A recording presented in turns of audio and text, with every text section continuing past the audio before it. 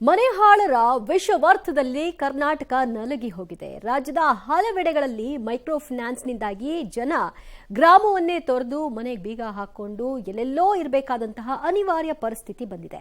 ಈ ಬಗ್ಗೆ ಕಣ್ಣು ಬಿಡು ಸರ್ಕಾರ ಅಂತ ಕಣ್ಣು ತರಿಸುವಂತಹ ಕೆಲಸವನ್ನ ಅಭಿಯಾನವನ್ನ ಪಬ್ಲಿಕ್ ಟಿವಿ ನಡೆಸಿದೆ. ಈ ಬಗ್ಗೆ ಒಂದಷ್ಟು ಬೆಳವಣಿಗೆಗಳು ಕೂಡ ಆಗಿದೆ. ಎಲ್ಲೆಲ್ಲಿ ಈ ಮೈಕ್ರೋ ಫೈನಾನ್ಸ್ನ ಹಾವಳಿ ಇದೆ, ಮೊದಲದಾಗಿ ವರದಿ ನೋಡ್ಕೊಂಡ್ ಬನ್ನಿ. ಮನೆಹಾಳರ ವಿಷವರ್ತುಲದಲ್ಲಿ ಕರ್ನಾಟಕ, ಮೈಕ್ರೋ ಬಡ್ಡಿ ದುರುಳರ ಕೂಟ, ಜನ ಪರದಾಟ, ಮನೆಗೆ ಬೀಗ, ಬದುಕು ಬೀದಿಗೆ, ಊರೇ ಖಾಲಿ, ಕಣ್ಣು ಬಿಡು ಸರ್ಕಾರ. ಇದು ಪಬ್ಲಿಕ್ ಟಿವಿ ಅಭಿಯಾನ. ಕರುನಾಡಲ್ಲಿ ಮೈಕ್ರೋ ಫೈನಾನ್ಸ್ಗಳ ಕಿರುಕುಳ ಮಿತಿ ಮೀರಿದೆ. ಕೇಳಿದಷ್ಟು ಸಾಲ ಕೊಟ್ಟು ಜನರನ್ನು ಕಂಪನಿಗಳು ಶೂಲಕ್ಕೆ ಏರಿಸುತ್ತಿವೆ. ಹೌದು, ಮನೆಹಾಳರ ವಿಷವರ್ತುಲದಲ್ಲಿ ಕರ್ನಾಟಕ ತಗ್ಲಾಕೊಂಡಿದೆ. ಮೈಕ್ರೋ ಫೈನಾನ್ಸ್ ಹೆಸರಲ್ಲಿ ಯಾವುದೇ ಭದ್ರತೆ ಇಲ್ಲದೆ ಸಾಲ ನೀಡಿ ಬಡ್ಡಿ ಮೇಲೆ ಬಡ್ಡಿ ಹಾಕಿ ರಣರಾಕ್ಷಸರು ಅಮಾಯಕರ ರಕ್ತ ಹೀರ್ತಿದ್ದಾರೆ. ಆಧಾರ್ ಕಾರ್ಡ್ ಕೊಟ್ಟರೆ ಸಾಕು, ಅಡಮಾನವಿಲ್ಲದೆ 25,000ದಿಂದ 5 ಲಕ್ಷದವರೆಗೆ ಕಿರುಸಾಲ ನೀಡಿ ಪಡೆದ ಸಾಲಕ್ಕೆ 20% 30% ಬಡ್ಡಿ ಹಾಕ್ತಿದ್ದಾರೆ. ಹಾವೇರಿ, ಮೈಸೂರು, ದಾವಣಗೆರೆ, ಕಲಬುರಗಿ, ರಾಮನಗರ, ಧಾರವಾಡ ಸೇರಿದಂತೆ ಹಲವೆಡೆ ಜನ ಮೈಕ್ರೋ ಫೈನಾನ್ಸ್ಗಳಿಂದ ಸಾಲ ಪಡೆದುಕೊಂಡಿದ್ರು. ಆದರೆ ಅದನ್ನು ವಾಪಸ್ ಕಟ್ಟೋಕೆ ಕೊಂಚ ತಡ ಮಾಡಿದ್ದಾರೆ.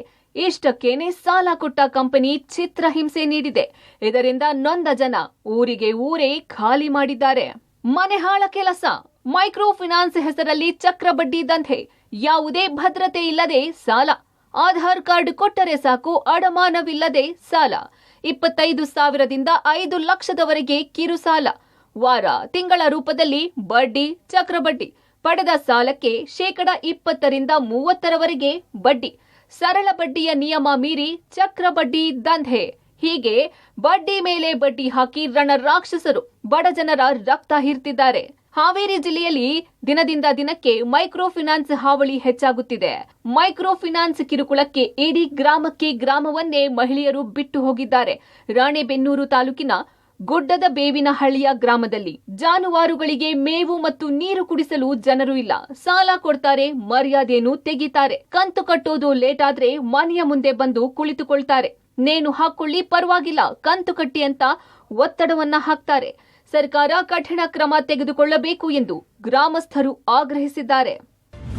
ಹಾವೇರಿ ಜಿಲ್ಲೆಯಲ್ಲಿ ಮೈಕ್ರೋ ಫೈನಾನ್ಸ್ಗಳ ಹಾವಳಿ ಹೆಚ್ಚಾಗ್ತಿರುವಂತದ್ದು. ಈಗ ನಾನು ಹಾವೇರಿ ಜಿಲ್ಲೆ ರಾಣೆಬೆನ್ನೂರು ತಾಲೂಕು ಗುಡ್ಡದ ಬೇವಿನಹಳ್ಳಿ ಗ್ರಾಮದಲ್ಲಿದ್ದೇನೆ. ಅಂದ್ರೆ ಸಣ್ಣ ಸಣ್ಣ ಸಾಲಗಳನ್ನ ಕೂಲಿ ಕಾರ್ಮಿಕರಿಗೆ ಬೇರೆ ಬೇರೆ ಉದ್ದೇಶಗಳಿಗಾಗಿ ಸಣ್ಣ ಪುಟ್ಟ ಸಾಲಗಳನ್ನ ಕೊಡ್ತಿರುವಂತದ್ದು. 15,000, 20,000, 30,000 ಈ ರೀತಿಯಾಗಿ ಫೈನಾನ್ಸ್ಗಳ ಕಿರುಕುಳಕ್ಕೆ ಇಡೀ ಗ್ರಾಮವೇ ಖಾಲಿ ಆಗಿರುವಂತದ್ದು. ಅದರಲ್ಲೂ ಕೂಡ ಮಹಿಳಾ ಸಂಘಗಳಿಗೆ ಸಣ್ಣ ಸಣ್ಣ ಸಾಲಗಳನ್ನ ಕೊಟ್ಟಿರುವಂತದ್ದು. ಹೀಗಾಗಿ ಗ್ರಾಮದ ಮಹಿಳೆಯರು ಮನೆಗೆ ಬೀಗವನ್ನ ಹಾಕೊಂಡು ಊರನ್ನ ಬಿಟ್ಟಿರುವಂತದ್ದು. ಇಲ್ಲೇ ಗ್ರಾಮಸ್ಥರಿದ್ದಾರೆ, ಅವ್ರನ್ನ ಮಾತಾಡ್ಸೋಣ. ಅಮ್ಮ, ಎಷ್ಟು ಸಾಲ ತೆಗೆಸ್ಕೊಂಡಿದ್ರಿ? ನಿಮ್ಗೆ ಯಾವ ರೀತಿ ನಿಮ್ಗೆ ಕಿರುಕುಳ ಕೊಡ್ತಾರ ಅವ್ರು? ದಿನ ಬಂದ್ ಕಿರುಕುಳ ಕೊಡ್ತಾರ್ರಿ. ಕಟ್ರಿ ಅಂತಾರ, ನಮ್ ಕಟ್ಟೋದಾಗದಲ್ಲ ಅಂತವ್ರಿ. ಊರ್ ಬಿಟ್ಟು ಹೋಗಿದ್ದೀವ್ರಿ, ಇನ್ನು ಮನೆ ಬಂದ ಊರಿಂದ ಮತ್ ಹೋಗ್ಬೇಕ್ರಿ. ಈಗ ಅವ್ರ ಕಾರ್ಡ್ ಕೊಂದರ್ದ ಊರ್ ಬಿಟ್ಟು ಹೋಗ್ಬೇಕು. ಒಂದ್ ಆಧಾರ್ ಕಾರ್ಡ್ಗೆ 10-12 ಸಂಘ ಕೊಟ್ಟಾರ್ರಿ. ಅವ್ರು ಕಟ್ತಾರ ಇಲ್ಲ ಅನ್ನೋದ್ರ ನೋಡ್ಕೊಂಡ್ ಕೊಡ್ಬೇಕ್ರಿ. ಇದಿಷ್ಟು ಗ್ರಾಮದ ಮಹಿಳೆಯರ ಮಾತು. ನಾನು ಇನ್ನೊಂದು ಭಾಗದಲ್ಲಿ ತೋರಿಸ್ತೇನೆ ನಿಮ್ಗೆ. ಜಾನುವಾರುಗಳಿಗೆ ಮೇವು ಸಹ ಹಾಕದಂತಹ ಪರಿಸ್ಥಿತಿ ಬಂದಿರುವಂತದ್ದು. ನಮ್ಮ ಜೊತೆಗೆ ಕುಟುಂಬ ಸದಸ್ಯರಿದ್ದಾರೆ, ಅವ್ರನ್ನ ಮಾತಾಡ್ಸೋಣ. ಸರ್, ಎಷ್ಟು ಸಾಲ ತೆಗೆಸ್ಕೊಂಡಿದ್ರು? ಯಾರು ಮನೆ ಬಿಟ್ಟು ಹೋಗ್ಯಾರ? ನಿಮ್ಗೆ ಯಾವ ರೀತಿ ಸಮಸ್ಯೆ ಆಗಿದೆ? ಸರ್, ನಮ್ಮ ಮನೆಯಲ್ಲಿ ಬೇರೆಯವರಿಗೆ ತಕ್ಕೊಟ್ಟು ಅವರು ಊರನ್ನು ಬಿಟ್ಟು ಹೋಗಿದ್ದಾರೆ ಸರ್. ಸಾಯಂಕಾಲ ಬರ್ತಾರೆ, ಮಧ್ಯಾಹ್ನ ಬರ್ತಾರೆ, ರಾತ್ರಿ 8ವರೆಗೆ ಇರ್ತಾರೆ ಸರ್. 10 ಗಂಟೆ ತನಕ ಇರ್ತಾರೆ ಸರ್. ಇಷ್ಟೆಲ್ಲ ಬಂದು ನಮಗೆ ಟಾರ್ಚರ್ ಕೊಡ್ತಾರೆ ಸರ್. ಇವರೆಲ್ಲ ನಮಗೆ ಕೆಲಸಕ್ಕೆ ಹೋಗಕ್ಕೆ ಬಿಡಂಗಿಲ್ಲ. ನಾವು ಯಾವ ತರ ಮಾಡಿ ಕಟ್ಬೇಕು ಸರ್ ಇವ್ರ ಮನೆಯಲ್ಲಿ ಬಂದು ಕೂತ್ಕೊಂಡ್ರೆ? ಜಿಲ್ಲಾಡಳಿತ ಹಾಗೂ ಸರ್ಕಾರ ಕೂಡ ಮೈಕ್ರೋ ಫೈನಾನ್ಸ್ಗಳಿಗೆ ಕಡಿವಾಣವನ್ನು ಹಾಕಿದ್ರೆ ಈ ಕುಟುಂಬಗಳು ಬದುಕೊಳ್ತವೆ, ಇಲ್ಲ ಅಂದ್ರೆ ಆತ್ಮಹತ್ಯೆ ಕೊನೆಯ ದಾರಿ ಅನ್ನೋ ಮಾತನ್ನ ಗ್ರಾಮಸ್ಥರು ಹೇಳ್ತಿರುವಂತದ್ದು. ಸಿಎಂ ತವರಲ್ಲೂ ಫೈನಾನ್ಸ್ ಕಂಪನಿಗಳ ಕಿರುಕುಳ, ಸಾಲದ ಕಂತು ಕಟ್ಟದ್ದಕ್ಕೆ ಮನೆಗಳ ಮುಂದೆ ನಾಮಫಲಕ. ಸಿಎಂ ಸಿದ್ದರಾಮಯ್ಯ ತವರಿನಲ್ಲೂ ಮೈಕ್ರೋ ಫೈನಾನ್ಸ್ ಕಾಟ ಹೆಚ್ಚಾಗಿದೆ.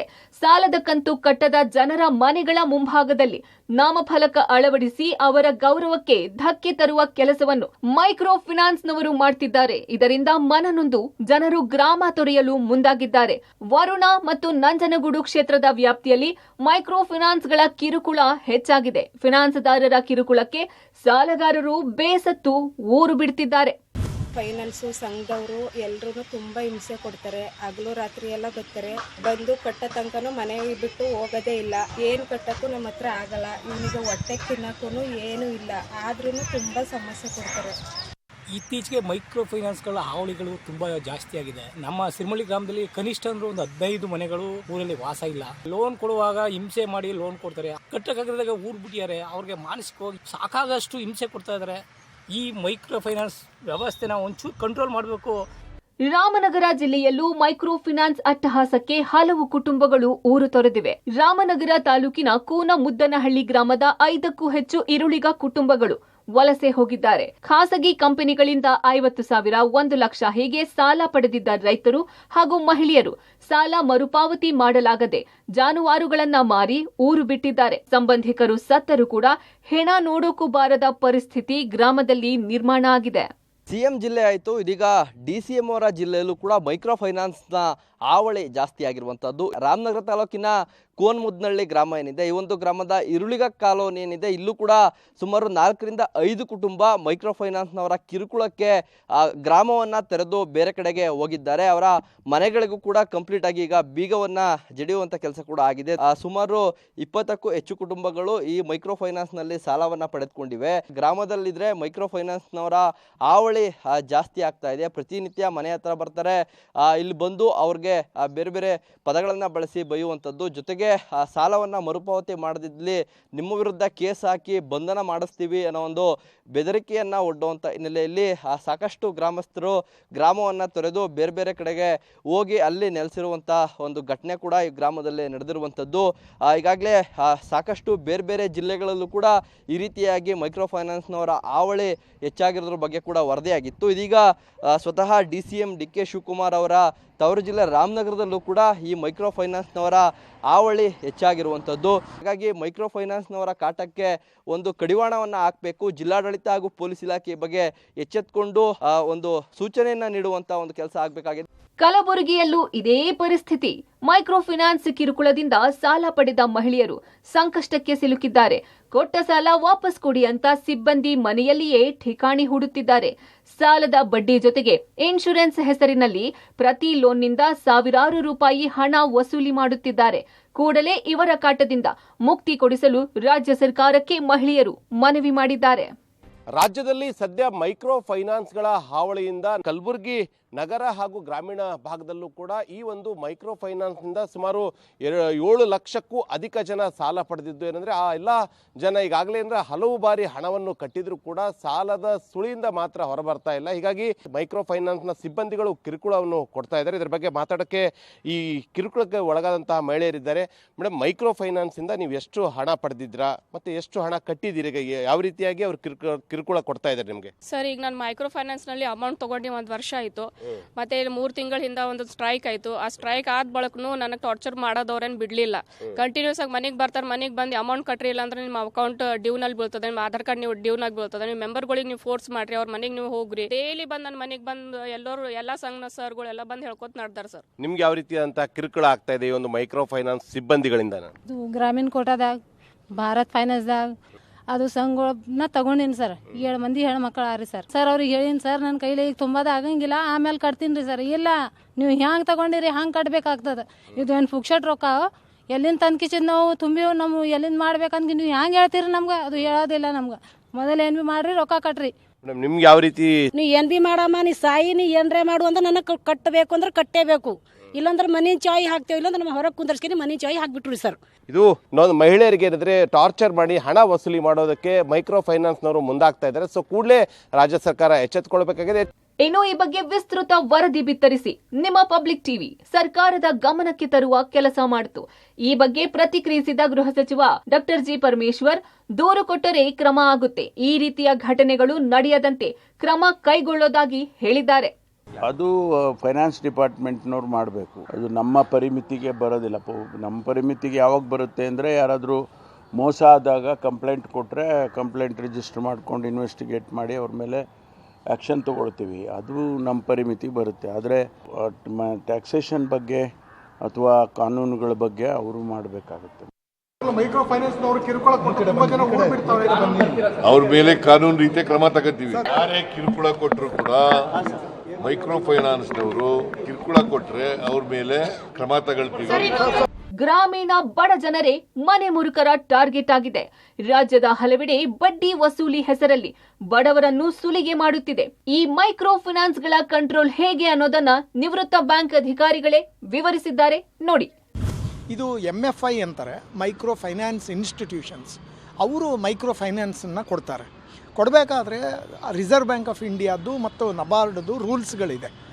ಅಂದರೆ ಇಂತಿಷ್ಟು ಬಡ್ಡಿ ಮಿತಿ ಮೀರಿ ಕೊಡೋ ಹಾಗಿಲ್ಲ, 8%, 10% ಮೇಲೆ ಕೊಡೋ ಹಾಗಿಲ್ಲ ಅಂತ ರೂಲ್ ಇರುತ್ತೆ.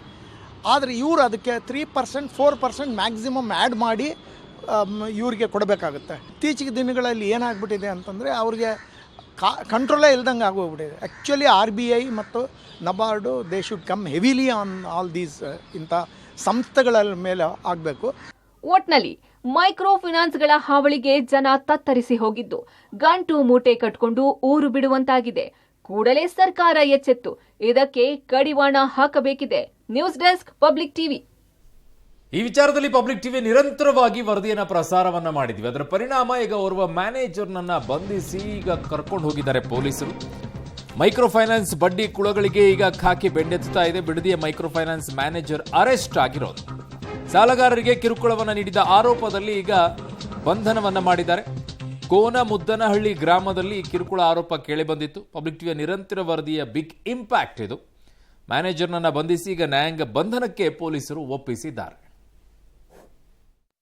ಫೈನಾನ್ಸ್ ಹಾವಳಿಯಿಂದ ಏನು ಹೆಚ್ಚಿನ ತೊಂದರೆಗೆ ಈಡಾಗ್ತಿದ್ದಾರೆ ಜನರು ಅಂತ ಏನು ಕಂಟಿನ್ಯೂಸ್ ಆಗಿ ಮೀಡಿಯಾಗಳಲ್ಲಿ, ಪೇಪರ್ಗಳಲ್ಲಿ ಆರ್ಟಿಕಲ್ಸ್ ಬರ್ತಿತ್ತು. ಅದ್ರ ಪ್ರಯುಕ್ತ ನಾವು ಮೈಕ್ರೋ ಫೈನಾನ್ಸ್ ಅವರನ್ನೆಲ್ಲ ಕರೆದು ಒಂದು ಮೀಟಿಂಗ್ ಮಾಡಿದ್ದೀವಿ. ಜೊತೆಗೆ ಬ್ಯಾಂಕ್ ಅಧಿಕಾರಿಗಳು, ಮ್ಯಾನೇಜರ್ಸ್ಗಳ ಜೊತೆ ಸೇಫ್ಟಿ ರಿಲೇಟೆಡ್ ಒಂದು ಮೀಟಿಂಗ್ ಮಾಡಿದ್ದೀವಿ ಕೂಡ.